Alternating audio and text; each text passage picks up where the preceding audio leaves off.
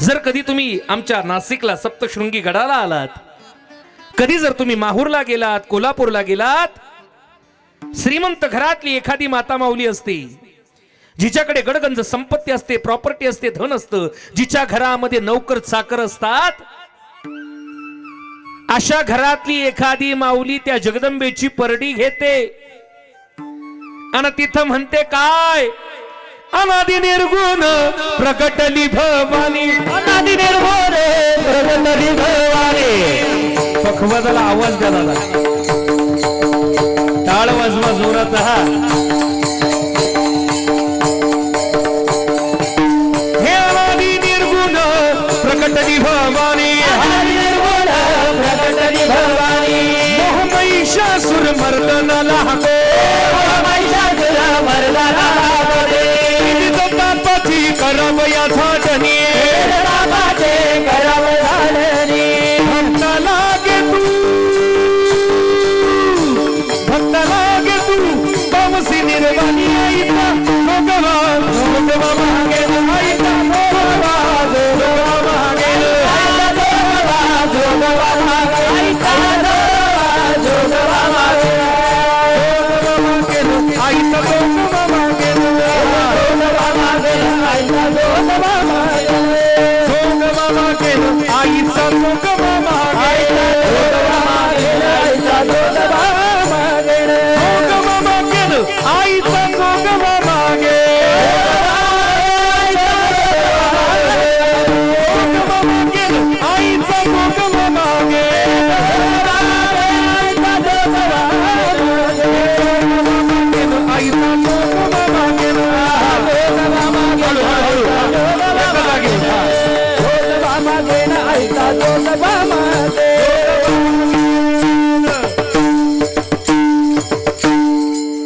लई गोड नाचत्या पुरी. एकदा जोरदार टाळ्या वाजव. मला नाचायबद्दल काहीच अडचण नाही, पण तो स्टेज गदा गदा हालतो त्याला मी करू काय. आणि त्या जवळपास या हप्त्यामध्ये माझ्यासोबत 3-4 वेळा आहे, बरोबर ना? नाही, मला वाटतं त्या अनिताताईंच्या मुली होत्या, बरोबर ना? हा, ऐका, दोन्ही पार्ट्या आपल्याची काही अडचण नाही, पण अतिशय गोड. स्टेज आपला थोडासा हालतो, माझा माईक पण हालतो एका जागेवर, आणि शेवटचे 15 मिनिटं मी तुम्हाला नाचायला देतो. जोरदार टाळ्या. विठ्ठला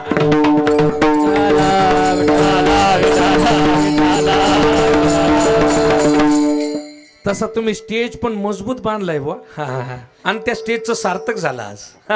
एवढा वजनदार बुवा परत येतो का नाही? माझं वजन जास्त नाही, फक्त 118 किलो शोपती. महाराज, माझं वय कमी, पण ह्या ढिरीनं मला धोका दिलाय. वय कमी माझं, तुम्ही माझं आधार कार्ड पहा, पॅन कार्ड पहा. दादा, माझं वय कमी, भक्ती सुखे सुखावला आणि 32 इंच रुंदावला, असं झालंय. बरोबर गेलंय. महाराज, वय कमी पण ढेरीनं धोका दिला. मी मस्त प्रयत्न करतोय, मस्त डाएट करतो, पण त्याला करणार काय आता? महाराज, माझ्या अंगाला पाणी प्यालं तरी लागून जातं. हा, तुम्ही पाणी प्या, काही अडचण नाही तुम्हाला. तुम्ही पाणी प्या, नाही तर ज्यूस प्या, तुमच्या अंगाला काहीच लागणार नाही. ऐका महाराज, काय सांगत होतो, माणूस मागतो कधी? गरज. ज्यावेळेस माणसाला गरज असते त्यावेळेस मागतो. एक, कधी कधी माणसाला गरज नसती तर त्याची परंपरा असते. ही श्रीमंत घरातली एखादी बाई आहे, जगदंबेची भक्ती करते आणि म्हणते अनादि निर्गुण प्रगटली भवानी. त्या जगदंबेच्या दारामध्ये जोगवा मागते. मागते का नाही? आपल्याही गावामध्ये जर कोणी त्या आदिमायेची भक्ती करणारी एखादी भगवत भक्त असेल तर पौर्णिमेच्या दिवशी ती हातामध्ये परडी घेते आणि 5 घरांमध्ये जोगवा मागते आणि म्हणते अंबाबाईचा जोगवा. मला खरं सांगा, तिला मागायची गरज आहे का? मग मागती का? परंपरा. ज्या भगवत भक्ती मध्ये ती रममान आहे, जो कुळाचार करते, कुळधर्म करते, त्या भगवतीनं तिला मागण्याचा अधिकार दिलाय. माणसाला कधी कधी गरज नसते, त्याची परंपरा असते. आणि कधी कधी गरजही नसते, परंपराही नसते, पण घाणेरडी सवय असते. काही न गरज नसते, पण कोणी दिसलं का द्या ना, मुस्काटा ठेवा. महाराज, गरज नाही, परंपरा नाही, पण मागायची घाणेरडी सवय. काही नपा ना. घरात गाय छाप, घरात म्हणण्यापेक्षा खिशात गाय छाप राहते. हा, बरोबर आहे की नाही? चुना राहतो.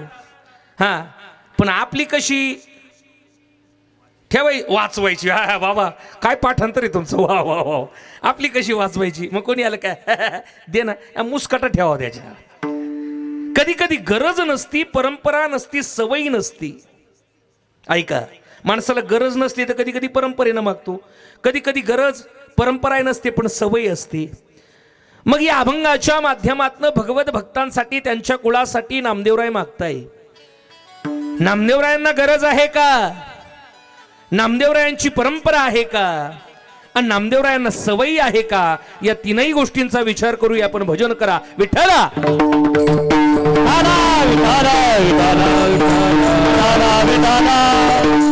गरज आहे का नामदेवरायांना, ऐका जरा. नामदेवराय म्हणजे महान भगवत भक्त. वास्तविक पाहता खरा भगवत भक्त कोणाला म्हणावं, तुकोबराय म्हणतात, भक्त ऐसे जाना जे देही बुदास, भक्त ऐसे जाना जे देही बुदास.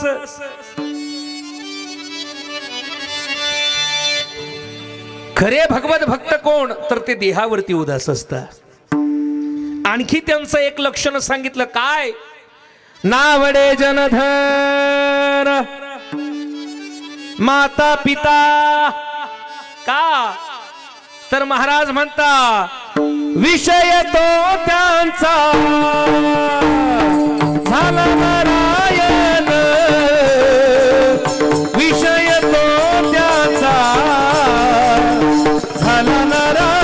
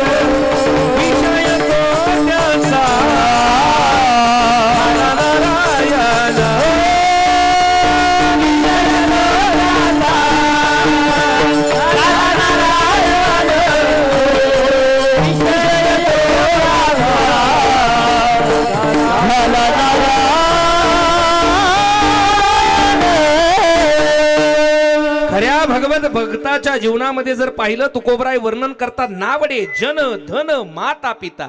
का, त्याच्या जीवनामध्ये एकच विषय झाला, तो म्हणजे नारायण. मी प्रश्न असा उपस्थित केलाय, नामदेवराय मागताय, त्यांना गरज आहे का, मग ती व्यावहारिक मागणी असू द्या किंवा परमार्थिक मागणी असू द्या, दोन्हींचाही विचार करूया. खऱ्या भगवत भक्ताचं लक्ष संसारात नसतं, संसाराच्या नावे घालून या शून्य. अहो ते तर संत झाले महाराज, पण एखाद्याला कीर्तनाची आवड असू द्या, भजनाची आवड असू द्या, तिकडं जर टाळ वाजायला लागले ना महाराज, इथं त्याला झोप येत नाही. हे खऱ्या वारकऱ्याची लक्ष नाही, लक्षात ठेवा. आणि त्याच्याही पुढे सांगू का तुम्हाला, तुमच्याकडे गडगंज संपत्ती असू द्या, प्रॉपर्टी असू द्या, धन असू द्या, पण गळ्यामध्ये टाळ यायला सुद्धा पुण्य लागतं, लक्षात ठेवा. डोक्यावर तुळस यायला सुद्धा आई पुण्य लागतं. आणि त्याच्याही पुढे सांगू का, कीर्तनात बसायला सुद्धा पुण्य लागतंय महाराज. एवढं सोपं नाहीये. जन्मोजन्मी आम्ही बहु पुण्य केली. कीर्तनात बसायला सगळ्यांचीच इच्छा होत नाही. इथं जर दुसरा काही कार्यक्रम असता आलं तुमच्या लक्षात, आता तुमच्या जवळ आहे, मी काय तुम्हाला सांगणार हो, याच्यापेक्षा डबल गर्दी झाली असती. पण ऐका, नामदेवरायांचं संसारामध्ये लक्ष नाहीये. नामदेवरायांची पत्नी चिकाटीनं संसार करते. नामदेवराय भगवत भक्तीमध्ये त्या ठिकाणी तल्लीन झालेले आहे. आणि त्याच पंढरपुरामध्ये ज्याप्रमाणे नामदेवराय पंढरीश पांडुरंग परमात्म्याची भक्ती करताय, त्याचप्रमाणे रुक्मिणी मातेची भक्ती करणारा एक भगवत भक्त होता, ज्याचं नाव परिसा भागवत. दोघही मैत्रिणी, नामदेवरायांची पत्नी आणि परिसा भागवताची पत्नी अतिशय जिवलग मैत्रिणी. एक दिवस दोघही गंगेवरती, ज्यावेळेस दोघी गंगेवरती जावं आणि एका मैत्रिणीनं आपल्या अंतकरणातील व्यथा व्यक्त कराव्या, नामदेवरायांची पत्नी म्हणते, अगं बाई काय सांगू, माझ्या नवऱ्याचं संसारात लक्षच नाही ग,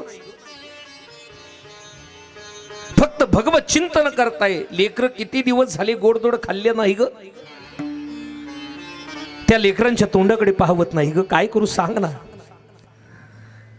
आणि एका मैत्रिणीनं आपल्या अंतकरणातील व्यथा व्यक्त कराव्या, दुसऱ्या मैत्रिणीला तिची कीव यावी. काळजी करू नको तू, आमच्या यांना रुक्मिणी मातेनं परीस दिलाय, तो परीस घेऊन जा, घरातलं भंगार लोखंड असेल गोळा कर, सोनं कर, सोनाराला विक आणि तुझ्या लेकरांना काहीतरी गोडधोड खाऊ घाल. मैत्रिणीनं मदत करावी, परिसा भागवताच्या पत्नीने परीस द्यावा, नामदेवरायांच्या पत्नीनं तो घरी आणावा, लोखंड असेल ते गोळा करावं, सोनं तयार करावं, घरामध्ये लेकरांसाठी पंचपक्वानाचा बेत करावा, आनंदी वातावरण सगळं. नामदेवरायांनी यावं आणि घरातील तो घमघमाट पाहिला. नामदेवरायांनी विचारावं, पैसे कुठून आले तुझ्याकडं? नामदेवरायांची पत्नी म्हटली का मला लाडक्या बहिणीची आली. हा, तुम्हाला एक सांगू का, तुमच्याकडे काय मला माहित नाही, मी आमच्या नाशिकचं सांगतो. आपली बायको जर माहेरी गेली, जाती ती, तिच्या मनात आलं तेव्हा जाती ती, तिला कोणी अडवू शकत नाही. आणि तुमची काय ताकद आहे तुम्ही अडवून दाखवा. हा, मी आमच्या नाशिकचा सांगतो, बायांना राग आला ना, बाया दोनच गोष्टी करतात आता, एक तर भांडी आपटी ते, नाही तर पोरं धोपटी द्या, त्यांच्या मूडवर असतं. त्यांना लई मूड आला का ते नवरा सुद्धा आपटी द्या. हा, तुम्हाला माझी बॉडी दिसत असेल पण अंगावरची सूज दिसत नसेल बाबा, अवघड आहे. त्याला करणार जे आहे खरं ते सांगायचं, त्यात कमी नाही लिवलंय आणि बाबा अवघड आहे. त्या भांडे का आपल्या त्याचा फार बारीक अभ्यास केला मी दादा.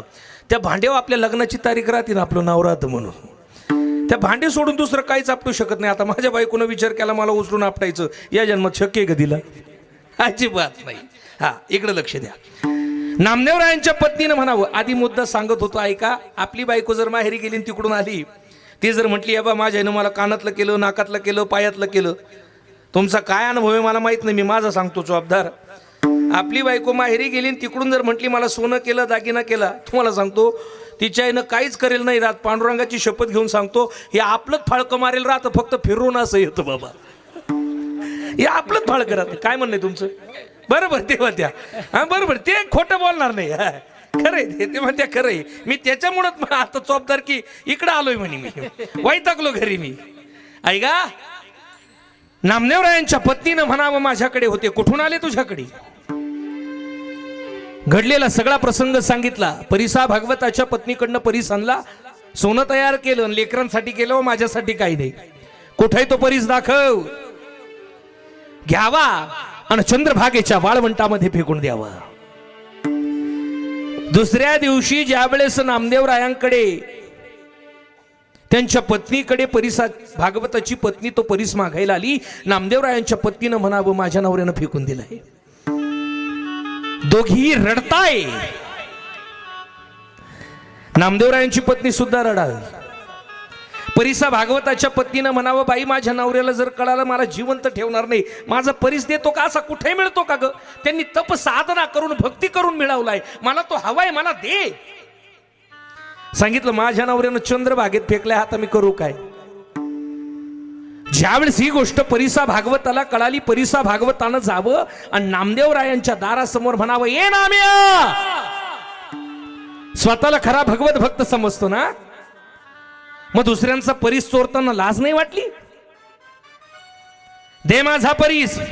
फक्त म्हणावं, आम्हा घरी धन शब्दांचीच रत्नी, द्रव्याची ये मागे कळी काळाचा लाग, नावडे जनधन माता पिता, ही फक्त प्रमाण म्हणायचीच का? स्वतः ती आचरणात आणायची नाही का? वाईट वाटतंय नामदेवरायांना. आणि नामदेवरायांना वाईट वाटल्याबरोबर त्या परिसा भागवताचा हात धरावा, चंद्रभागेजवळ घेऊन जावं, त्याला उभं करावं. सांगितलं थांब इथे.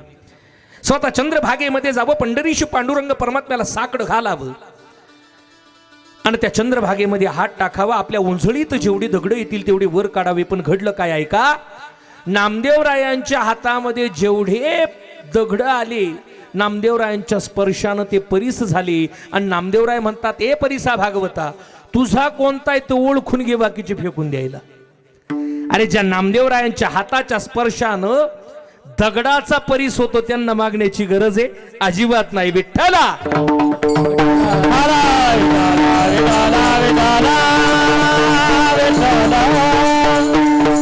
नामदेवरायांना मागण्याची गरज नाही. परंपरा आहे का? परंपरेचा विचार जर केला तर किती गोड वर्णन केलंय. काही मागणे अनुचित, काही मागणे अनुचित,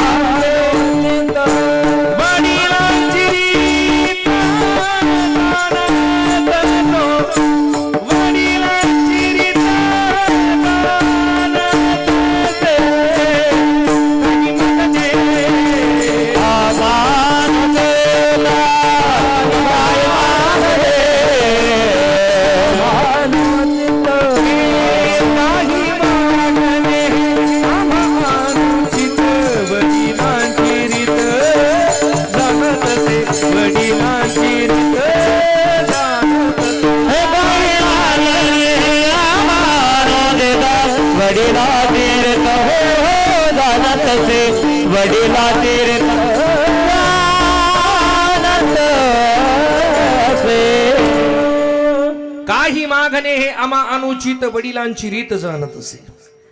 आमच्या बापजादांनी देवा तुझ्याकडे काही मागितलं नाही, आम्ही कसं मागू रे? म्हणून काय म्हणावं, आम्हा अनुचित. काही मागणी ही उचित असते आणि काही मागणी ही अनुचित असते. गावामधला सप्ताह आलाय, जर एखाद्याच्या बायकोनं म्हणावं, गावात सप्ताह आलाय, 7 दिवस मला वेगवेगळ्या रंगाच्या साड्या घालून जायचंय, तुमची बायको कशी अशी सुंदर दिसली पाहिजे. आणि मी नेहमी सांगतो, कीर्तनाला सप्त्याला जात असताना सुद्धा मस्त आंघोळ करून फ्रेश त्या ठिकाणी होऊन जायचंय महाराज. उगाच मरेल तोंड घेऊन नाही जायचंय. अरे जीवाचा सोहळा असला, लग्न असलं का कसं माणूस एकदम थाटामाटामध्ये जातंय. मग देवाचा सोहळा असल्यानंतर सर कसं, तुम्ही पहा बरं, मग कशी होती ना, आता कशी तयारीत आली, बरोबर आहे की नाही? महाराज तयारीत त्या ठिकाणी यायचंय महाराज. आणि मग जीवाचा सोहळा नाही, हा देवाचा सोहळा आहे. म्हणून काय सांगत होतो, काही मागणी उचित असते. बायको जर म्हटली 7 दिवस सप्ताह मला 7 रंगाच्या साड्या, मागणी उचित आहे. पण सप्ताह संपल्यानंतर, काला झाल्यानंतर तीच बायको जर म्हटली, धनी ओ धनी, म्हणे काय, माझं तुमच्यावर लई प्रेमी. बरं म्हणे, मग माझं तुमच्यावर लई प्रेमी म्हणे, मग तेवढ्या साड्या पिळून टाकत्या का? त्या साड्या जर तिने धुवायला लावल्या तर आता माझी येताना मला माझी बायको म्हणे, भांडी घासून घ्या. मला म्हणे, मला काय म्हणे, भांडे घासून. तुम्हाला विश्वास पडला, कुशाला म्हणून राहिली. मला म्हणे भांडे घासून घ्या दादा. म्हटलं जिवंत मारून टाकेल मी कोणाचं ऐकत नाही. म्हणे आज जेवायला देणार नाही. म्हटलं आज प्रवीण भाऊंक पंगती. म्हटलो आज मी काय ऐकत नाही कोणाचं. म्हणे तुम्ही आज ऐकणारच नाही. ऐकणारच नाही म्हटलं. तुझं मी भांडे घासणार नाही. मी ऐकत नाही तिचं. तिचं ऐकायचं मग आपला पुढच्या अर्थ काय कामाला. तिचं ऐकतच नाही. म्हटलं मी आधी धुणं धुईला नंतर भांडी घाशी. मी माझ्या मनानं करेल सर. तिचं नाही ऐकणार मी. काय सांगत होतो मी. नीट ऐका. मुद्दा माझा काय आहे. काही मागणं उचित आहे, काही मागणं अनुचित आहे. विनोद बाजूला ठेवा. नामदेवराय म्हणता, संत महात्मे म्हणता, आमच्या बाप जात्यांनी देवा तुझ्याकडे मागितलं नाहीये. आमची सवयी सुद्धा नाही, परंपरा नाही, गरजही नाही. मुद्दे तिन्ही क्लिअर करायचे. मला पुढे जायचं. आपण पाहिलं नामदेवरायांना गरज नाही, परंपरा नाही, सवय नाही. संतांनी वर्णन केलंय काय. भिक्षा पात्र अवलंबने जळोजिने, तुका म्हणे करी ब्रह्मांड ठेंगणे, पण हात पसरे जिने. मग नामदेवरायांना गरजही नाही, नामदेवरायांची परंपरा नाही, आणि नामदेवरायांना सवयी सुद्धा नाही. संतांचं तर वाक्य आहे, तुका म्हणे जीव भाव देवा पायी, आणि ठेवून या काही न मागती. आमचा जीव गेला तरी देवा आम्ही तुझ्याकडे काही मागणार नाही. मग काहो नामदेवराय तुम्हाला गरज नाही, सवयी नाही, तुमची परंपरा नाही, मग तरी देखील तुम्ही का मागताय. तर याचं कारण नामदेवरायांनी दोन दिले. सगळ्यात महत्वाची गोष्ट, जीव नेहमी मागतो. मंदिरात गेल्यानंतर आमची लिस्ट तयार असते, पण काय मागावं याचं ज्ञान नसतं. आणि दुसरं कारण सांगितलं नामदेवरायांनी, मी माझ्यासाठी नाही मागते. मग कोणासाठी मागतोय. अकल्प आयुष्य भवे तया कोळा, अकल्प आयुष्य भवे तया कोळा, अकल्प आयुष्य भवे तया कोळा, अकल्प आयुष्य भवे तया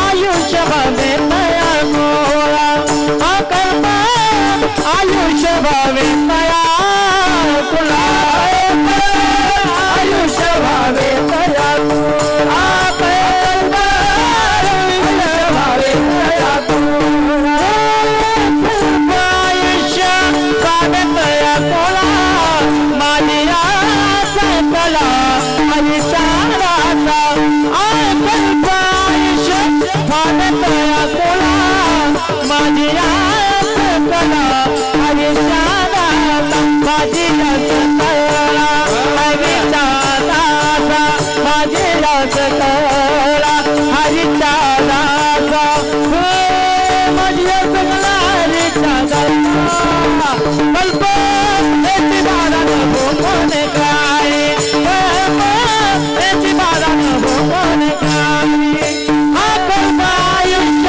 भावे तया तुला, माझी आस आयुष्य भावे तया तुला, माझी आस कला हरिचाराचा, माझी आस कला हरिचाराचा, माझी आस कला हरिचाराचा, माझी आस कला हरिचाराचा, कल्प याची बारा भोगणे काय,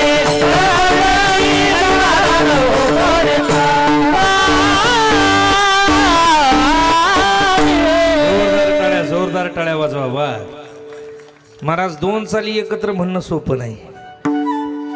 पूज्य श्री बोधेबाबांनी तर काही गोड अशा चाली वारकरी परंपरेतला फार गोड. दोन चाली लईच घासावी लागते त्याला. परंपरेच्या चाली जर पाहिल्या आपण, पंढरीची वारी आहे माझे घरी, पंढरीची वारी आहे माझे घरी, आनिक न करी तीर्थव्रत, आनिक न करी तीर्थव्रत, व्रत एकादशी करीन उपवासी, व्रत एकादशी करीन उपवास. फार गोड मजा. ऐका नामदेवराय म्हणताय पहिल्या चरणामध्ये अकल्प आयुष्य व्हावे तया कुळासाठी माझी या सकळा हरीच्या दासा. हरिदासाच्या कुळासाठी मागताय अकल्प. एवढ्याच पदाचा विचार करणार आहे मी. काही लोक म्हणतील अभंग सोडवला नाही. अभंग आपल्याला कधीच सोडवणार नाही असं नाही. आपण अभंगाला कधीच सोडवणार नाही. शेवटी अभंग आपल्याला सोडवतील. क्षणोक्षणी हाची चालू द्या खबर आहे. पण या भानगडीतच पडायचं नाही का अभंग. अभंग आपल्याला सोडवतील शेवटी, लक्षात ठेवा. आणि पूज्यश्री राऊत बाबा एका शब्दावर एक दीड महिना बोलताय. आपण काय बोलणार आहे? अकल्प समजून घ्या आधी. अकल्प कोणाला म्हणतात हे तर कळायला पाहिजे ना. आपण सध्या सगळं झालं का म्हणतो अकल्प आयुष्य व्हावे तया कुळा माझी या सगळ्या हरिच्या दासा कल्पनेची बाधा. महाराज अभंग सरळ म्हणायची सवय चालीत म्हणायला गेलं गडबड होती महाराज. खरंच होती. जे आहे ते आहे सरळ. अकल्प आयुष्य वास्तविक पाहता कलियुगामध्ये ही मागणंच एक विचार जर केला तर शक्य नाही. कलियुगामध्ये माणसाचं आयुष्य किती मी मगाशी सांगून गेलो. त्याच्यापेक्षा अगोदर पहिल्या युगापासून करतो. कृतयुगामध्ये माणसाचं आयुष्य होतं 1,00,000 वर्ष. त्रेतायुगामध्ये भगवंतानं कमी केलं 10,000 वर्ष, 1 शून्य कमी. द्वापार युगामध्ये अजून 1 शून्य कमी केला. किती? 1,000 वर्ष. आणि कलियुगामध्ये मनुष्याचं आयुष्य किती? 100. त्याच्यात या जुन्या माणसांचं 100. आपला कधी 50-60ला फुगा फुटल भरोसा नाही महाराज. नाही भरोसा. प्रत्येक युगामध्ये माणसाचं आयुष्य मोठं होतं. माझ्याकडे प्रत्येक युगातला दृष्टांत आहे. मी अकल्प सांगायला गेलो तर 2 तास लागतील बाबा. माझ्याकडे वेळ फक्त 20 मिनिटे. पण नीट ऐका. रामायणातला एक गोड प्रसंग सांगतो तुम्हाला कळेल माणूस केवढा होता आणि त्याचं आयुष्य किती होतं. राम अवतार झाला, कृष्ण अवतार झाला, भगवंताचे अनेक अवतार झाले. पण आपल्याला सगळ्यांना माहिती अगोदर राम अवतार झाला आणि मग कृष्ण अवतार झाला. नीट ऐका बरं का. शेवटपर्यंत ऐकलं तर लक्षात येईल. असे पौराणिक अद्भुत रामायणातले अनेक दृष्टांत माझ्याकडे. पण आज मी फक्त एक सांगतो. ज्यावेळेस कौरव आणि पांडवांचं युद्ध व्हावं, दुर्योधनानं जावं भगवंताकडे मागणी करावी देवा मला हवंय. काय देशील बोल. युद्धाला सुरुवात झाली. प्रसंग सगळ्यांना माहिती. भगवान श्रीकृष्ण परमात्मा म्हणाले सांगेन गोष्टी युक्तीच्या 4 हाती शस्त्र नाही धरणार. बोल. एका बाजूला माझं 56 कोटी यादव सैन्य आहे, एका बाजूला मी एकटा आहे. तुला काय पाहिजे बोल. सांगितलं तू एकटा आहे. तुला का भाकरी करायला यायचं का तिथं? मला तुझं सैन्य दे. दुर्योधनानं सगळं सैन्य द्यावं. नीट ऐका बरं का. हा प्रसंग घरी घेऊन जा. पण त्याच्या अगोदर भगवान श्रीकृष्ण परमात्म्यानं म्हणावं अरे 5 गावं तरी त्या पांडवांना दे. दुर्योधनानं म्हणावं सुईच्या अग्रभावी मावेल एवढी जागा सुद्धा मी पांडवांना देणार नाही. युद्ध ठरल्या गेलं. कौरवांकडे सगळं सैन्य आहे. पण आता पांडवांनी करायचं काय? नीट ऐका. आणि मग भगवान श्रीकृष्ण परमात्म्याला म्हणताय. कोणाला म्हणताय? भीमाला. भगवान श्रीकृष्ण परमात्मा भीमाला म्हणताय भीमा आता आपल्याकडे सैन्य नाही, शस्त्र नाही, अस्त्र नाही, कसं लढायचं रे? श्रीकृष्ण परमात्मा भीमाला म्हटले एक काम कर तू लंकेला जा म्हणे. नीट ऐका. कुठे जा? लंकेला जा. तिथं राम रावणाचं युद्ध झालंय. ते शस्त्रास्त्र सगळे तसेचे ते घेऊन ये म्हणे. ऐका बरं. युगामध्ये बदले. राम रावण युद्ध होऊन गेलंय. नंतर कृष्ण अवतारे. कृष्ण परमात्म्यानं म्हणावं जा. पण एक प्रश्न तुमच्या मनात आला असेल तेव्हाचे सगळे मरून गेले, आता कोण असेल? पण ऐका ना 7 चिरंजीव सांगितले त्याच्यामध्ये बिभीषण ही की लक्षात ठेवा. आहे का नाही? सांगितलं बिभीषणाकडे जा. सांगितलं जातो. भीमानं जावं. आणि जात असताना लंकेच्याच अगोदर एक फार मोठा असा तलाव होता. तलावामध्ये पाणी होतं आणि उन्हाळ्याचे दिवस होते आणि भीम अट्टल पोहणारा होता. 10,000 हत्तींचं बळ होतं भीमात. 99% कौरव त्यांनीच मारली. भीमानं त्या तलावात उडी मारावी, आंघोळ करावी, कमीत कमी 10 ते 20 वेळा ठाव घेण्याचा प्रयत्न केला, पण भीमाला ठाव लागला नाही लागला. भीमानं यावं बिभीषणाच्या राजमहलाजवळ. बिभीषणानं पाहिलं भीमदादा आली. या दादा या, तोंड हातपाय धुवून घ्या, आंघोळ करा. सांगितलं मी आंघोळ केली. म्हणे कुठं? त्या काय तिकडे तो तलाव होता, त्या तलावात आंघोळ केली. बिभीषण डोक्याला हात लावताय म्हणे इथं तर कुठं तलाव नव्हता, कधी ह्याने आंघोळ केली आणि कशात केली. नंतर बिभीषण ते सगळे वरतून आले आणि गॅलरीत पाहिलं तर तिथे एक तलाव होता. म्हणे त्या काय त्या तलावात मी आंघोळ केली. 10 वेळा ठाव घ्यायचा प्रयत्न केला पण ठाव लागला नाही हो मला. म्हणे असं? बिभीषणानं सांगितलं तो तलाव नाही म्हणे काय, ती कुंभकर्णाची कवटी होती आणि पावसाचं पाणी त्याच्यात साचलं होतं. काय? कुंभकर्णाची ती कवटी होती, त्याच्यात पाणी साचलं होतं.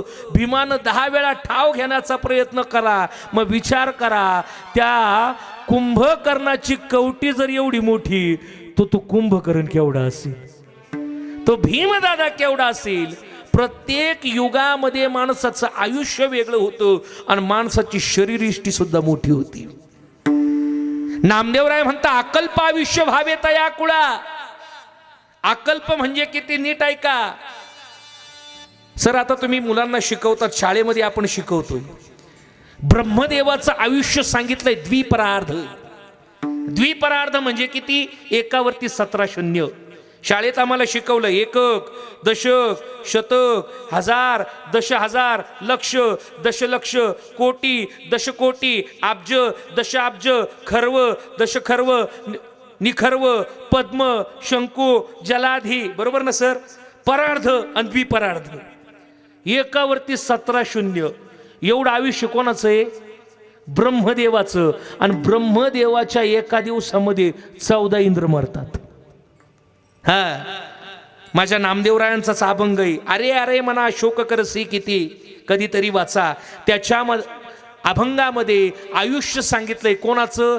हिरण्यकश्यपूचं. किती? 1 कोटी 1 अर्बुद 60 कोटी देखा. काय म्हणावं?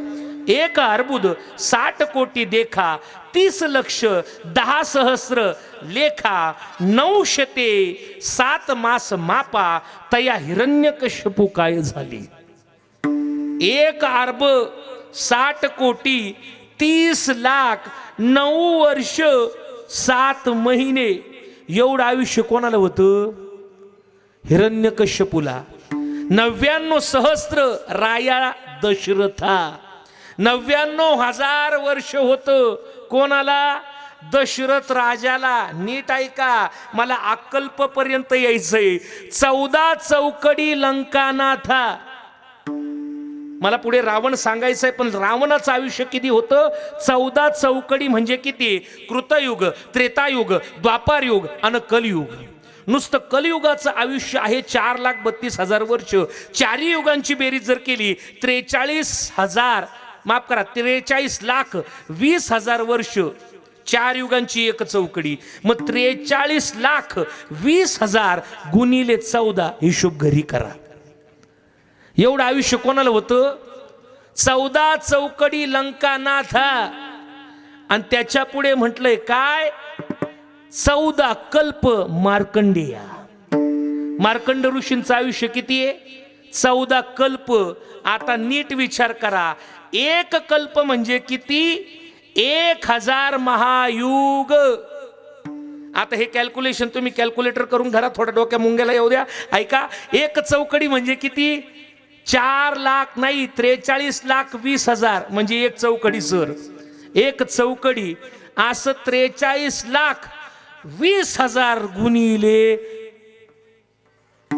100 म्हणजे काय?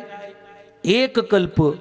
1 कल्प असं 14 कल्प आयुष्य कोणाला होतं? मार्कंडेय ऋषींना. आणि मार्कंडेय ऋषींचं 14 कल्प काय म्हणावं? 14 कल्प मार्कंड्या आणि त्याच्या पुढे म्हणावं महाराज बकलदाब्याचं आयुष्य सुद्धा सांगितलंय त्याच्यामध्ये बरं पा. काक भ्रुशुंडीचं सुद्धा आयुष्य सांगितलंय. जेव्हा यांचे एक 14 कल्प होता तेव्हा काक भ्रुशुंडीचं फक्त पंख हलतो. हा नाही, रोम हर्ष ऋषींचं फक्त रोम पडतो. रोम म्हणजे यांचे 14 कल्प होता. रोम हर्ष ऋषींच्या अंगावरचा फक्त एक रोम खाली पडतो. हे रोम हर्ष ऋषी म्हणजे करतो सूतजींचे वडील. आणि जेव्हा यांच्या अंगावरचा एक रोम खाली पडतो बकलदाब्याचा फक्त पंख फक्त झटकतो. तू विचार करा त्यांचं आयुष्य किती असेल. आपल्याला 14 कल्पाचाच हिशोब लागला नाही, आपल्याला अकल्पाचा हिशोब कधी लागणारी महाराज. म्हणून नामदेवराय म्हणतात माझा जो भगवत भक्त आहे त्याच्या कुळाला आयुष्य कसं अकल्प आयुष्य भावे माझी हरीचा दाता माझी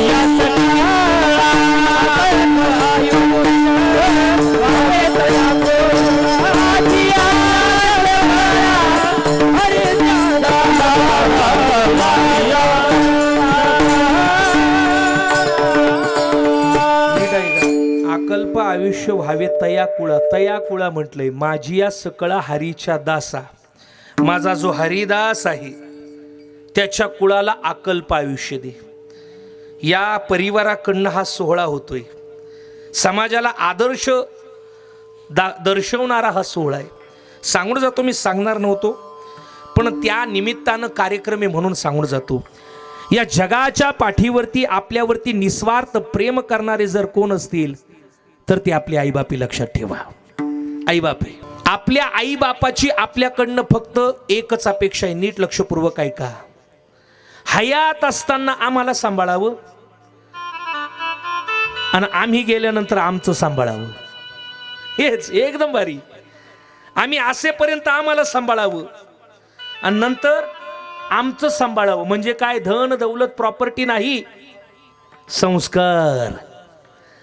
संस्कारांचं संरक्षण करता आलं पाहिजे, संस्काराचं संवर्धन करता आलं पाहिजे आणि संस्काराचं संक्रमण करता आलं पाहिजे. याच्यावरच आपला भरपूर वेळ जाईल. थोडक्यात सांगतो, संस्काराचं संरक्षण करता आलं पाहिजे. जसं आपल्या बापजाद्यांकडनं आपल्याला पिढी जात जी संपत्ती मिळते तिचं संरक्षण आम्ही करतो, तसंच संस्कारांचं सुद्धा संरक्षण करता आलं पाहिजे. संरक्षण. दुसरा मुद्दा संवर्धन.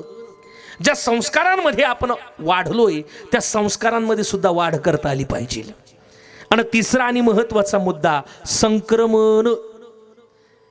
जे संस्कार आपल्याला मिळाले ते पुढच्या पिढीला ट्रान्सफर करता आले पाहिजे. मग कशानं? वायफायनं, ब्लूटूथनं, हॉटस्पॉटनं, शेरीतनं? अजिबात नाही. ते मॅन्युअली ट्रान्सफर करावे लागतात. संस्कार रुजवावे लागतात, बिंबवावे लागतात, घडवावे लागतात. बाबांनी त्यांच्या पश्चात आपल्या लेकरांसाठी प्रॉपर्टी, धन दौलत किती ठेवली मला त्याच्याशी घेणं नाही, पण मी हा कार्यक्रम करताय त्या हेतून सांगू शकतो की त्यांच्यानंतर नवे नवे ते हयात असताना त्यांचे संस्कार या पिढीला त्या ठिकाणी ते देऊन जाणार आहे. लक्षात ठेवा. आणि हेच महत्वाचे आहे. सांगून जाईल ऐका माझ्या माता माऊल्यांनो. या जगाच्या पाठीवरती निस्वार्थ प्रेम करणारी फक्त 2 व्यक्तिमत्व आहे. एक तुमची आई आणि एक तुमचा बाप. लक्षात ठेवा. काय उपकार केले त्यांनी जरा आज त्यांचा सोहळा आहे म्हणून ऐकून घ्या. जगाच्या पाठीवरती सगळ्यात जास्त प्रेम जर आमच्यावरती कोणी केलं असेल तर ते आमच्या बापानं केलंय. सगळ्यात पहिला उपकार जर आमच्यावरती कोणी केला असेल तर तो आमच्या आईनं केलाय. काय उपकार केलाय नीट ऐका. या मृत्यू लोकामध्ये पहिलं पाऊल ठेवत असताना हे पाऊल ठेवायला जागा देणारी व्यक्ती जर कोण असेल तर ती आमची आई आहे. एखादा रो हाऊस घेतला, बंगला घेतला, प्लॉट घेतला, भाडे तत्वावरती घेतला तर दरमहा त्याचं भाडं द्यावं लागतं, ॲग्रीमेंट करावं लागतं, डिपॉझिट द्यावं लागतं. पण 9 महिने 9 दिवस दगडासारखं ओझोजीनं उदरामध्ये वागवलं, नेत्राची दिवे केली, हाडाची काडे केली, रक्ताचं पाणी केलं.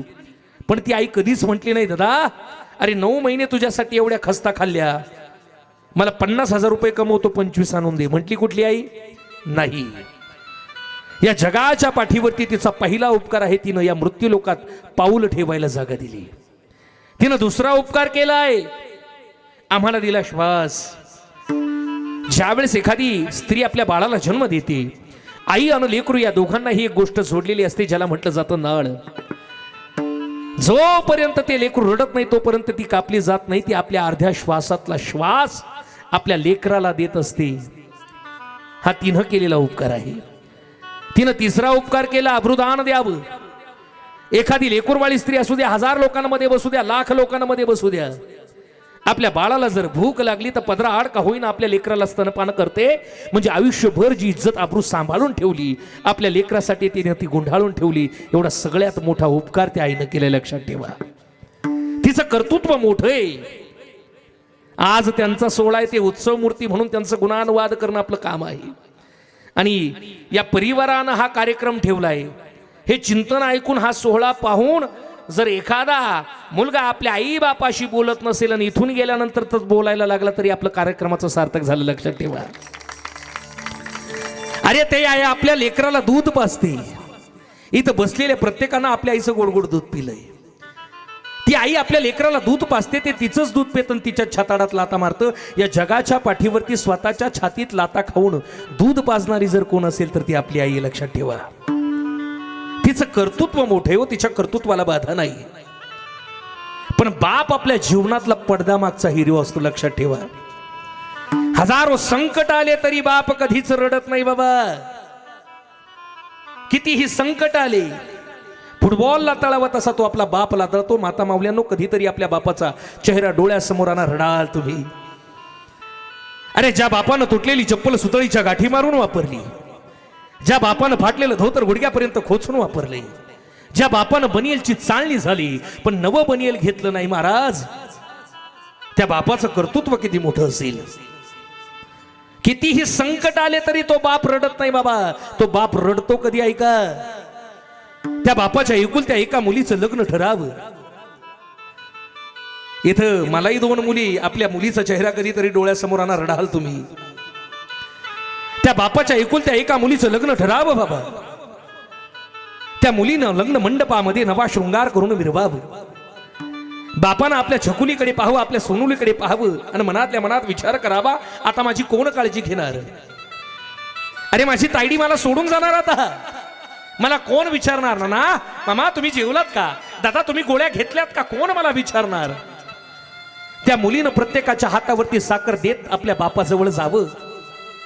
पण त्या बापानं लग्न मंडपाच्या एखाद्या खांबाजवळ जावं आणि आपल्या गंगा जमुनांना वाट मोकळी करून द्यावी. त्या बापानं आपल्या मुलीजवळ जावं, मुलीनं बापाजवळ यावं, दोघांनी घट्ट मिठी मारावी. अरे जायकवाडी धरणाचे जसे दरवाजे उघडावी तसे त्या दोघांनी ढाय मोकलून रडावं. या जगात सगळ्यात पवित्र प्रेम आपल्या आई बापाचं, लक्षात ठेवा. म्हणून हयात असताना त्यांचे उत्सव करा, सोहळे करा. आणि हा आदर्श त्या ठिकाणी या परिवारानं त्या ठिकाणी ठेवलाय.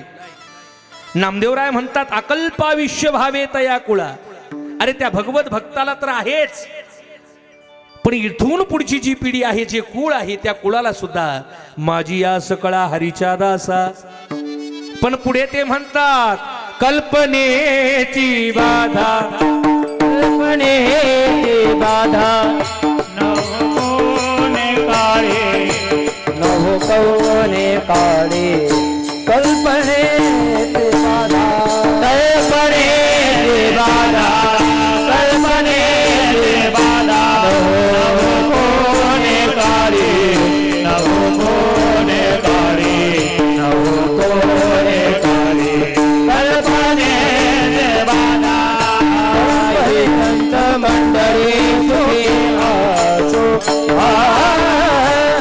संत मंडळी सुखी असो, हे संत मंडळी सुखी असो, हे संत मंडळी सुखी असो, हे संत मंडळी सुखी असो.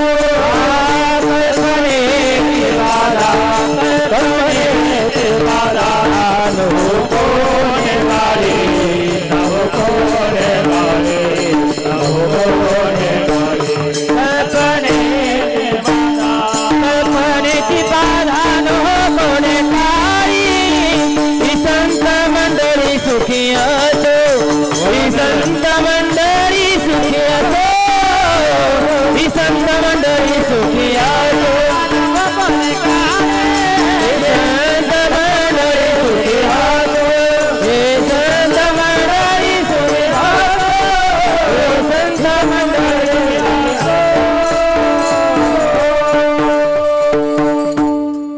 नामदेवराय दुसऱ्या चरणामध्ये मागणी करताय, कल्पनेची बाधा न हो कवने काळी ही संत मंडळी सुखी असो. माणसाच्या जीवनामध्ये दुःख देणारी सगळ्यात महत्वाची गोष्ट ती म्हणजे कल्पना. इथं बसलेला प्रत्येक जण कल्पना करतोय, प्रत्येक जण. मग तो संसारिक असो, कुठल्याही परिस्थितीमध्ये असो, तो कल्पना करतोय. पण इथं बसलेल्या प्रत्येक वयोवृद्ध माणसानं एक कल्पना केली, काय? आमची तरुण लेकरं, आमची मुलं म्हातारपणामध्ये आमच्या म्हातारपणाचा आधार होतील. ही तुमची आमची काय दादा कल्पना आहे? कल्पना आहे दादा ही. आमची लेकरं आमचा आधार होतील ही तुमची आमची कल्पना आहे. तसं झालं तर ठीक, आणि नाही झालं तर दुःख होतं ना. आपण शेतकरी असो, व्यावसायिक असो, आम्ही कल्पना करतो शेतीमालाला चांगला भाव मिळाला तर यावेळेस पोरीचं लग्न दणदणीत करू, घराला प्लास्टर करू, पुढचा स्लॅब टाकू, गाडी घेऊ. ही तुमची आमची काय दादा कल्पना आहे. कल्पना घ्या, इच्छा घ्या, आकांक्षा घ्या, जे वाटेल ते घ्या, पण ही आम्हाला दुःख देणारी आहे. आणि सगळ्यात जास्त दुःख देणार आहे म्हणून तर ते म्हटले, कल्पनेची बाधा न हो कवने काळे ही संत मंडळी सुखी असो. पुढे नामदेवराय म्हणता, अहंकाराचा वारा न लागो राजसा, माझी या विष्णुदासा भाविकासे. माणसाच्या अधपतनाला सगळ्यात मोठी गोष्ट कारणीभूत असेल ती म्हणजे अहंकार. काहींना धनाचा असतो, काहींना पदाचा असतो, काहींना तब्येतीचा असतो, काहींना गाण्याचा, काहींना वाजवण्याचा. हा, तुमच्यावर घेऊ नका. फक्त कोणाला कोणाला कशाचा तरी अभिमान असतो. मी मगाशी सांगून गेलो, रावणाला आयुष्य होतं 14 चौकडी. या जगाच्या पाठीवरती रावणासारखा राजा कोणी झाला नाही. रावणाकडे 13 विमानं होती, हे आपल्याला माहित नसेल. प्रत्येक विमानाची एक वेगळी स्पेशालिटी होती. त्याच्यातलं एक विमान असं होतं का ज्याच्यामध्ये एखादी विधवा स्त्री बसली का त्या विमानाचा स्फोट व्हायचा. सीतामैया ज्यावेळेस बसल्या, रावणानं रामरायांचं शिर दाखवावं का रामाला मी मारला, आता तो माझी दासी आहे, त्या विमानामध्ये बसावं. आणि त्रिजटा म्हणजे बिभीषणाची मुलगी जोरजोरात हसते हसते. वाईट वाटलंय सीतामय्येला, काय इतक्या दिवस हिनं माझी सेवा करावी, पण हिचं खरं रूप मला कळावं. हिला सुद्धा वाटत होतं का मी हिच्या काकाची दासी व्हावी. का तू विमानात बसल्याबरोबर जोरजोरात हसू लागली? सांगितलं, आई रामराया जिवंत आहे. तुला कसं कळालं? खोटं बोलू नको. सांगितलं, हे रावणाचं मायावी विमान आहे, याच्यात जर एखादी विधवा स्त्री बसली तर याचा स्फोट होतो. तुम्ही बसलात तरी याला काही झालं नाही म्हणजे ही रावणाची माया आहे. असे 13 क्वालिटी असणारे वेगवेगळे विमानं होती. रफेल वगैरे बाकीचे सोडून द्या. रावणा विषयी सांगतो मी, अहंकार सांगतोय आपल्याला, धनाचा, प्रतिष्ठेचा. रावणाकडे जे होतं ते कोणाकडेच नव्हतं. आपल्याकडे एक आहे, एक नाही. काहींकडे गडगंज संपत्ती आहे पण पत्नी नाही. काहींक संपत्ती आहे, पत्नी आहे, पण लेकर नाही. काहींक पत्नी आहे, लेकर आहे, पण आयुष्य नाहीये. काहींक हे सगळं आहे पण कला नाहीये. काहींक सगळं आहे पण राजसत्ता नाहीये. रावणाकडे सगळं होतं. आयुष्य किती होतं? 14 चौकडी लंकानाथा. पत्न्या किती होत्या? 80,000 बायका होत्या रावणाला. भगवान श्रीकृष्ण परमात्म्यापेक्षा सुद्धा जास्त. देवाला फक्त 16,000 होत्या. 16 पंच 80. प्रवीण भाऊ, मी कधी कधी विचार करतो रावणाला लाडक्या बहिणीची किती पैसे आले असतील. इथं आपले एक आली का येड्यावानी करते, लाडकी बहीण, लाडकी बहीण, लाडकी बहीण, लाडकी बहीण. काय बोलायचं? 80,000 बायका, 1 लाख मुलं, 1.25 लाख नातू होती. 4 वेद आणि 6 शास्त्र मुखदगत होते. कोणाचे? रावणाचे. आपला हरिपाठ पाठ झाला तरी लय कमावलं आपण. रावणाला आपण नावं ठेवतो ना. सगळे देव पायाखाली होते. एवढं मोठं वैभव होतं रावणाचं. पण एवढं सगळं असताना सुद्धा तुकोबराय म्हणतात, तुका म्हणे ज्याची संपदा ये भडी आणि सांगा ती कवडी, त्याला कवडी सुद्धा सोबत नेता आली नाही. मग तुम्ही आम्ही अहंकार कशाचा करतोय? म्हणून म्हणावं, अहंकाराचा वारा न लागो राजसा, आणि माझी या विष्णुदासा भाविकासी. आणि हा जो भगवत भक्त आहे याच्या जीवनात काय असावं? नामा म्हणे तया असावे कल्याण, आणि ज्या मुखी निदान पांडुरंग. ज्याच्या मुखामध्ये पांडुरंगाचं नामस्मरण आहे त्याचं कल्याण असावं. संतांनी तुम्हा आम्हाला सांगितलंय, अरे संतांनी तर म्हणावं, हरी हरी तुम्ही मनारी सकळ, हरी हरी तुम्ही मनारी सकळ, हरे हरे तुम्ही मनारी सकळ, हरे हरे तुम्ही मनारी. तेने माया जाळ फुटतील, तेने माया जाळ फुटतील, अनेक नका पडू बाळा अनेक नका ताय बाळ. तेने माया जाळ फुटतील, माया जाळ फुटतील, अनेक नका पडू बाळा. हे अनेक नका पडू. संतांनी सांगितलंय, हा नरदेह ज्याच्यासाठी मिळाला, हसतो यदि दान पुण्यम पदो पवित्र यदि तीर्थयात्रा, किंवा सुभाषित गोड सांगितले, मानवी जन्म मिळाला, येशाम ना विद्या न तपो न दानम ज्ञानम न शीलम न गुणो न धर्मा तैमर्ती लोका भूमिभार भूता मनुष्य रूपेण मृगश्चरंती. कोरोना नंतरचं मिळालेलं आयुष्य उरले ते हरी तुम्हा समर्पण. मिळालेलं आयुष्य हे भगवत नाम चिंतनामध्ये घालवायचंय. पण ऐका ना, अगदी मी समारोपाकडे जातोय, लक्ष द्या. नामदेवराय मागणी मागताय, भगवत भक्तासाठी मागताय, स्वतःच्या कुटुंबासाठी मागत नाही. या महाराष्ट्राच्या भूमीमध्ये सुद्धा एका आईनं मागणं मागितलं. कदाचित ती जर मागणी त्या ठिकाणी मागितली नसती तर आज या ठिकाणी नामस्मरण घडलं नसतं, भजन घडलं नसतं, सप्ताह सुद्धा घडला नसता रे बाबा. त्या आईनं त्या भवानीकडे मागणी मागावी म्हणून सांगून जातो. ऐका कसा होता 12व्या शतकातला महाराष्ट्र. ओम नमो श्री जगदंबे करुण प्रारंभे डपावर थाप तुंतुण्याचा. टाळी वाजवा जरा, जरा आवाज द्या, जरा मोकळा आवाज द्या, द्या इको जरा वाढवा, टाळी वाजवा. हे डप्पावर थाप तुंतुण्याचा, थाप तुंतुण्याचा, वर थाप तुंतुण्याचा, डबावर थाप तुंतुण्याचा, डबावर थाप तुंतुण्याचा. शाहीर हा महाराष्ट्राचा प्राण, हा महाराष्ट्राचा प्राण, शाहीर हा महाराष्ट्राचा प्राण, शाहीर हा महाराष्ट्राचा प्राण. शिवप्रभूचं गातवून गान राजे देव प्रभूचं गात गुणगान, राजे देव प्रभूचं गात गुणगान, राजे दे दे दे दे. जरा आधी नमन साधू संताला, आधी नमन साधू संताला, एकनाथाला रामदासाला, रामदासाला, हे तुका राम गाडगे बाबांच्या गुरुचरणाला. राजे दे गुरु चरणाला, राजे गुरु चरणाला, राजे दे गुरु चरणाला, राजे जे जे जे. नमन महाजे रामानंदाला, नमन महाजे रामानंदाला, सुभद्रा मातेला, पांडुरंगाला, पांडुरंगाला. ऐका मंडळी,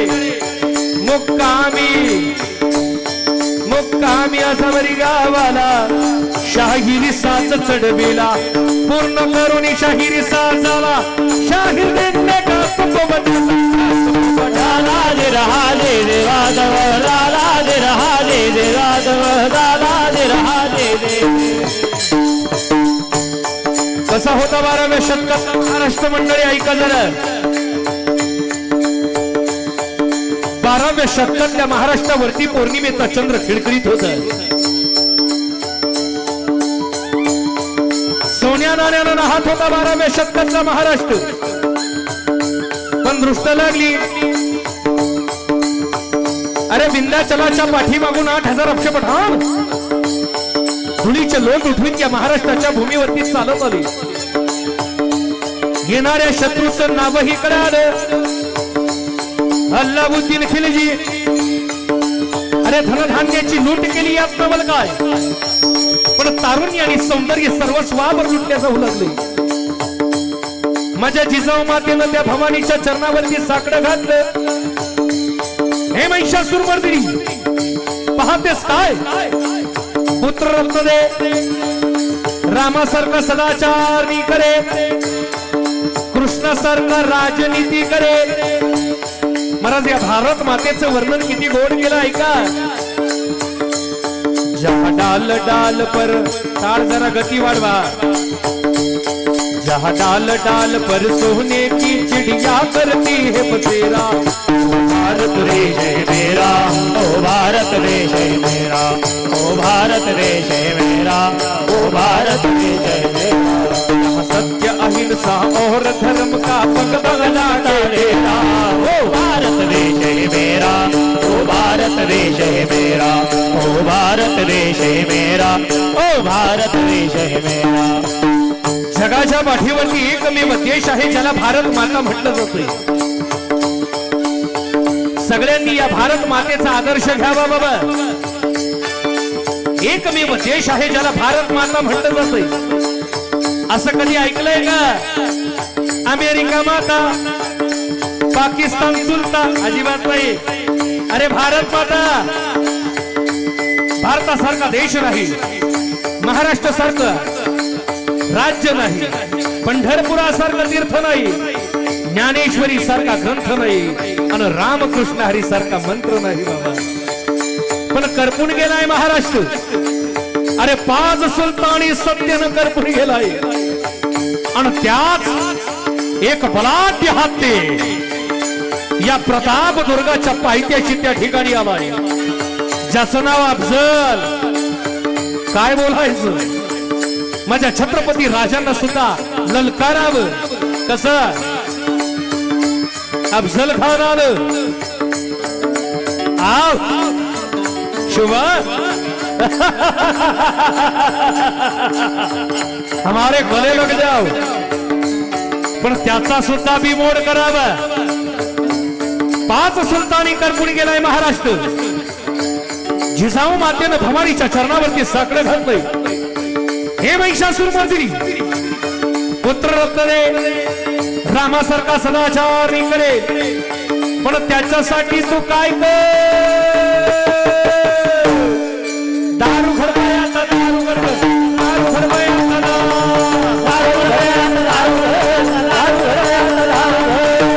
खडकाया दारू खडक, दारू खडकाया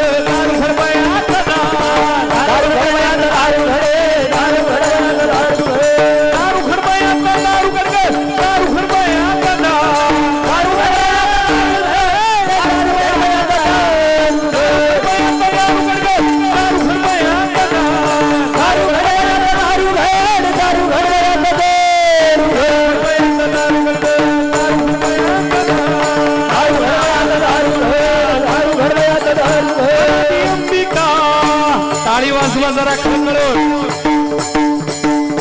अंबिका अंबिका भगवती, अंबिका अंबिका भगवती, परडी परडी घेऊन परडी घेऊन हाती. ज्ञानाचा पाजळ, ज्ञानाचा पाजळ ते भक्तमाती. आईचा बोलला येई हो येई हो जगन्नाथ, बोलला येई हो येई हो जगन्नाथ, बोलला येई हो येई हो जगन्नाथ, बोलला येई हो येई हो जगन्नाथ.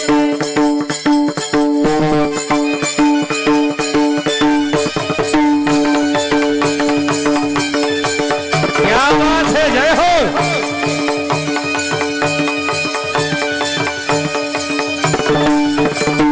निर्गुण निराकार तन मधुर माझे गाव, निर्गुण निराकार तन मधुर माझे गाव. शकून शकून शकून शकून शकून सांगा या माई माझला शकून सांगा बया, अरे माई माझला शकून सांगा बया, अरे माई माझला. मल्हारीची बारी, मल्हारीची बारी, माझ्या मल्हारीची बारी.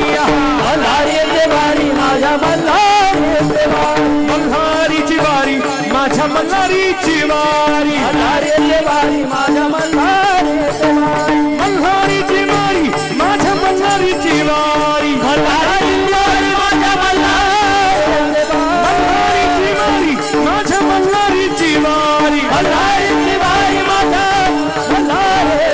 मल्हारीची वारी माझ्या मल्हारीची वारी वारी माझ्या मल्हारीची वारी माझ्या मल्हारीची वारी बाई लाडवण ये ग काळूबाई लाडवण ये ग धरीलाच राग धरीलाच राग धरीलाच राग धरीलाच राग येडूबाई लाड लाड ये ग अंबाबाई लाड लाड ये गे काग काग काग काग काग धरीलाच राग धरीलाच राग धरीलाच राग धरीलाच राग सतमाची खरी अंबाबाई तुझ्या साठी मी आलो पाय पाय तुझ्या सत्वाची घरी अंबाबाई तुझ्यासाठी मी आलो पायी पाय तुझ्या सतमाची खरी अंबाबाई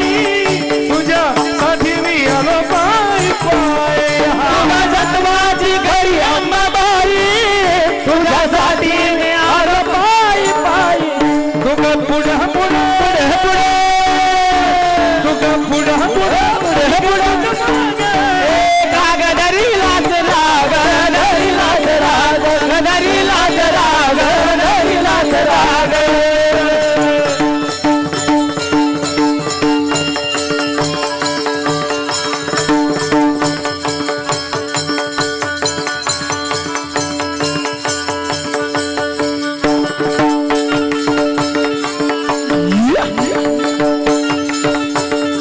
पुढं बाई रंग रंग रंग रंग रंग रंग रंग हलकी बाजती पुढं बाई रंग रंग रंग रंग रंग रंग हलकी वाजती पुढे बाय रंग रंग रंग रंग रंग रंग हलकी वाजती जोरदार टाळ्या वाजवायच्या महाराज जोरदार डबल टाळ मस्त हा क्या बात जोरात टाळी जरा तरुण मंडळीसाठी आता हे शहाजीचं बाळ काळाचं काळ शहाजीचं बाळ काळाचं काळ शिवनेरीवर जन्मला शिवनेरीवर जन्मला छत्रपती शिवाजी महाराज की जय मावळे पेटले राव छत्रपती शिवाजी महाराजांचे मराठमोळे मावळे असताना आवाज ऐसी निघालो की साला पाकिस्तान हिल जाए छत्रपती शिवाजी महाराज की जय भवानी शिव तोरण मानलं तोरण्याला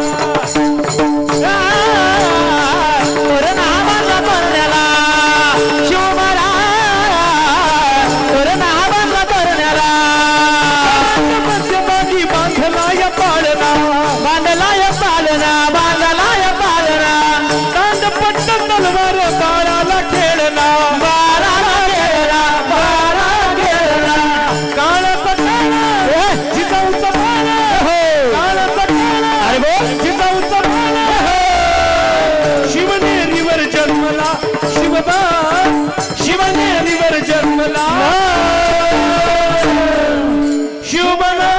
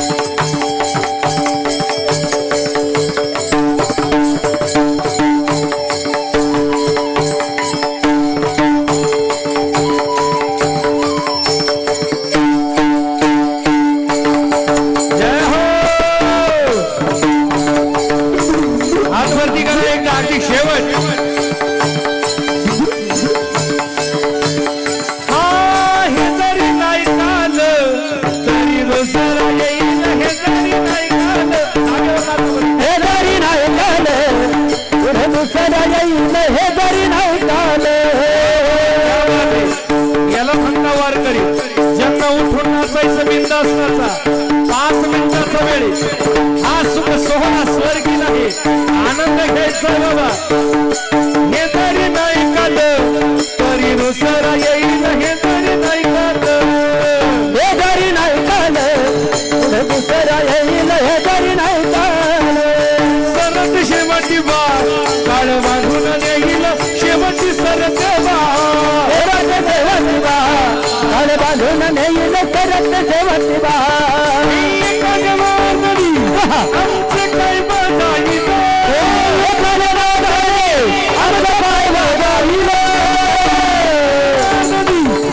काय बजाईल, आमचं काय बजाईल आमचं काय बजाईल. पिंगळा पिंगळा पिंगळा पिंगळा पिंगळा पिंगळा पिंगळा पिंगळा महापारी बोले बोले बोले ना पिंगळा महापारी पिंगळा महाद्वारे बोले बोले बोले पिंगळा महाद्वारे.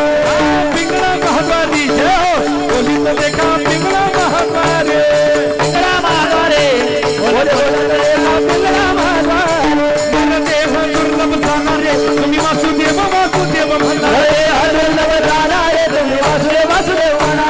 शतवर्षाची गणनारे तुम्ही वासुदेव वासुदेव म्हणा वर्षाची गोंधणारे तुम्ही वासुदेव वासुदेव म्हणा.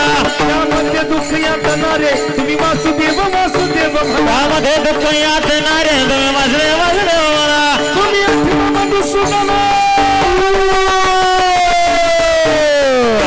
तुम्ही वासुदेव वासुदेव वासुदेव वासुदेव वासुदेव वासुदेव म्हणणारे वासुदेव म्हणा तुम्ही वासुदेव वासुदेव म्हणा रे तुम्ही वासुदेव वासुदेव म्हणा. वासुदेव वासुदेव म्हणा रे वासुदेव वासुदेव म्हणा. दत्तचं दत्त म्हणे घात कोणी हे कुंकू घ्या कोणी काळामणी कुंकू घ्या कोणी काळामणी कुंकू घ्या कोणी काळामणी कुंकू घ्या कोणी काळामणी कुंकू घ्या कोणी काळामणी कुंकू घ्या कोणी काळामणी. हळू हळू हळू हळू कुंकू घ्या कोणी काळामणी कुंकू घ्या कोणी काळामणी. अवघाची संसार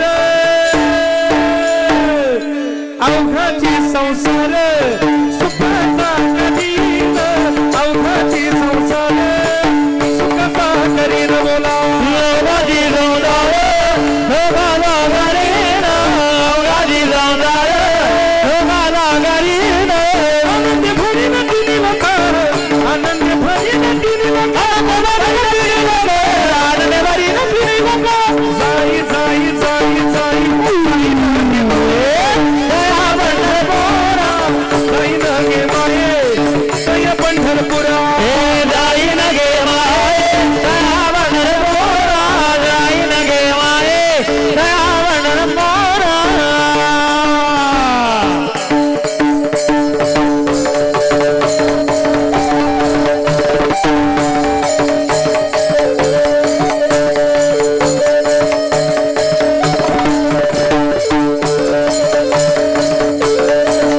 जय हो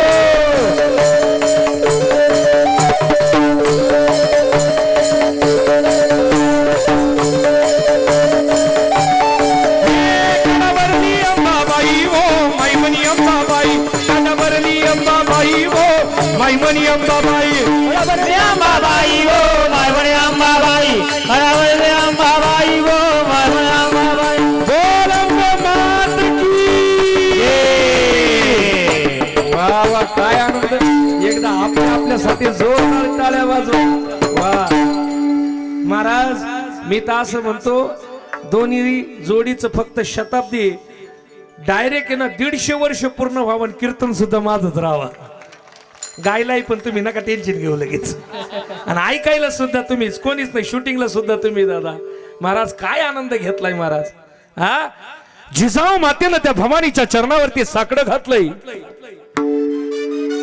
हे महिषासुरमर्दिनी पाहतेस काय पुत्ररत्न दे रामासारखा सदाचार करेल कृष्णासारखा राजनीती करेल.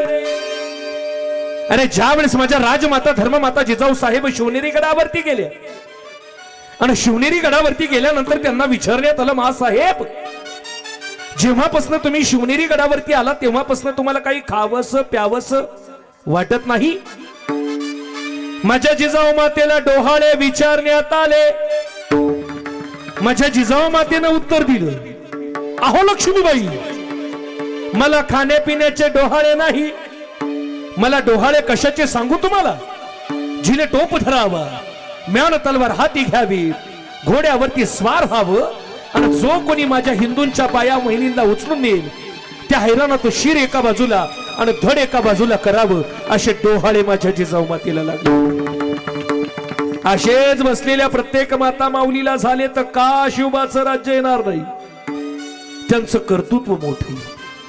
आणि हा महाराष्ट्र, आपण ज्या भूमीमध्ये आहोत ती ज्ञानोबराय तुकोबरायांची भूमी, ही छत्रपती शिवरायांची भूमी आहे. आपलं परम भाग्य आहे. आणि म्हणून एकदा जय जयकार करूया त्यांचा. हात वरती करा सगळ्यांनी.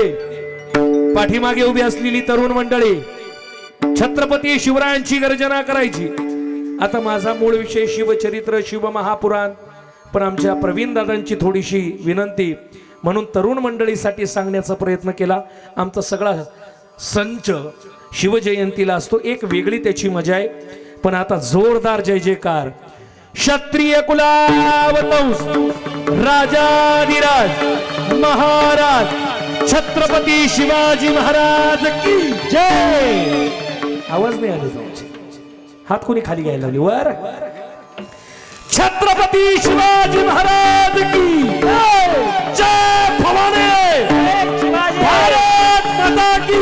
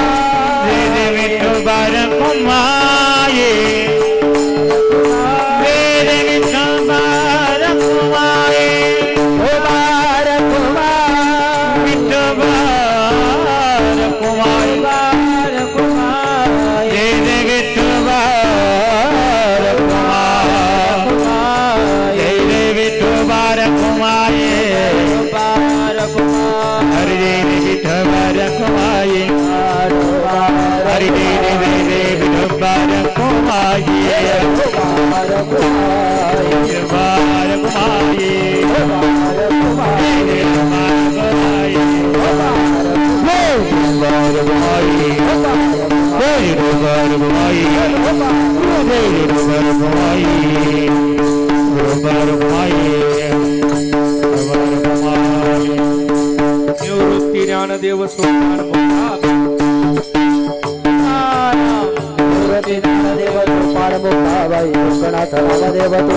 हे ज्ञानेश्वर माऊली ज्ञानराज माऊली अकल्पायुष्य भावे तया कुळा माझी या सकळा हरीच्या दासा. कल्पनेची बाधा न हो कवने काळी, ही संत मंडळी सुखी असो. आज या ठिकाणी श्री मनाजी बाबा तुकाराम टेमकर आणि सौ देऊबाई मनाजी टेमकर शताब्दी उत्सव त्या ठिकाणी साजरा होतोय. कुळी कन्या पुत्र होती जी सात्विक तयाचा हरिक वाटे देवा. निश्चितच आपल्या आईवडिलांचा सोहळा, याची देही याची डोळा, ही साजरी करतायत. या लेकरांसाठी एकदा जोरदार टाळ्या वाजवा. या कार्यक्रमाच्या निमित्तानं ज्यांनी मला आमंत्रित केलंय, आदरणीय परममित्र प्रवीण भाऊ असतील, त्यांच्या माध्यमातनं त्यांच्या संपर्कातनं ही सेवा माझ्या वाट्याला जवळपास 2-2.5 महिन्यांपूर्वी आली. आणि या सेवेच्या निमित्तानं तुम्हा वारकरी मायबापांचं दर्शन घडलं. माझी मी मला धन्यता देतो. कार्यक्रमाच्या निमित्तानं महाराष्ट्रातील ही गुणीजन मंडळी उपस्थित आहे. मला तुमचे नावं माहिती नाही, पण सकळांच्या पाया माझे दंडवत. आता तुमच्या गावात माझं पहिलंच मुळे.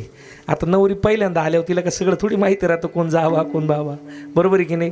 पण तरी देखील सगळे असणारी अतिशय गोड, त्याच्यामध्ये आमच्या संगमनेर तालुक्यातील असणाऱ्या या सगळ्या, मला नाचायला काहीच अडचण नाही, कायम नाचता, पण ते मागं नाचल्या का मी इकडं पुढं हलतो असा, बरोबर आहे की नाही? हां, खाली असतं तर मग तुम्ही डायरेक्ट वरतीच मंडपावर चढून नाचले असतं तर मला काहीच अडचण नाही. पण ऐका ना, खऱ्या अर्थानं मला खरं सांगा, आत्ताच्या आपण मुली पाहतो, रील्स पाहता मोबाईल हातात घेऊन, नको नको ते त्या ठिकाणी काय करायचं नाही, काय न करायचं हे आपल्याला कळालं पाहिजे.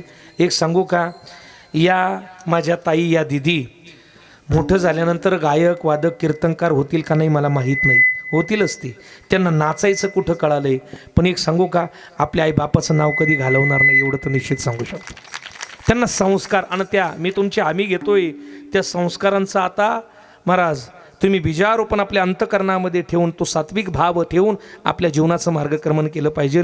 आणि गाण्याची साथ करण्यासाठी असणारे साऊंड सिस्टीमवाले दादा त्यांनाही धन्यवाद. त्याचप्रमाणे पांढरी 2मध्ये बाबा फार गोड वाजवता, बाबांसाठी एकदा जोरदार टाळ्या. आणि बाबांनी सुद्धा एक आपलं लेकरू आहे चांगलं वाजवतंय आणि त्याला पुढाकार द्यावा. मी नेहमी सांगतो महाराज, गावातल्या ज्येष्ठ माणसांनी म्हाताऱ्या माणसांना जर कर्मटपणा आणि गावातल्या तरुणांनी उर्मटपणा जर सोडला तर गावातला परमार्थ यशस्वी होतो, लक्षात ठेवा. आणि सगळ्यांना जमत नाही. मी मगाशी सांगून गेलो की आपल्याकडे पाहुणा कलाकार आला आहे, नाही महाराज, पकडून ठेवणं सगळ्याला जमतं, सोडणं कोणाला जमत नाही. ही सगळ्यात मोठी गोष्ट आहे. मग ते काही असू द्या, संसार असू द्या नाही तर काही असू द्या. आदरणीय दादांनी त्यांच्या मनाचा मोठेपणा दाखवला आणि त्यांनाही धन्यवाद. त्याचप्रमाणे माझ्यासोबत आलेली महाराष्ट्रातील ख्यातनाम वादक, तबला वादक, पखवाज वादक आदरणीय माऊली महाराज असतील, त्यांच्यासाठी एकदा जोरदार टाळ्या वाजवा. आणि क्लासिकलचं उत्तम नॉलेज असणारे, कायम माझी शिवकथा असेल, खंडोबा चरित्र असेल, शिवमहापुराण असेल, त्या कथेंना कायम साथ करणारे आदरणीय ओम महाराज मुंबईमध्ये चांगल्या चांगल्या क्लासिकल गायकांना ते साथ करतात. अगदी त्यांच्यासाठी एकदा जोरदार टाळ्या. आपली ही पंचक्रोशीतील असणारी गुणीजन मंडळी, आमच्या तुळशीवाले आई, त्यांनाही विनेकरी बाबा, सगळ्यांना त्या ठिकाणी धन्यवाद. आणि आदरणीय प्रवीण भाऊंना म्हणालो आपण तबला पखवाज लावूया, एक आनंद घेऊया, सिंत लावूया. महाराज म्हणाले घेऊन या, तुम्ही काही काळजी करू नका. शूटिंग करणारे दादा त्यांनाही धन्यवाद. आणि आपण बहुश्रुत मंडळी या ठिकाणी आहात बरं का.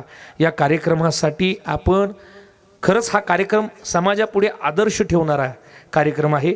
आपल्या आईवडिलांचे सोहळे आपण केलेच पाहिजे बरं का, सोहळे केले पाहिजे. आणि हे सगळी लेकरं करताय.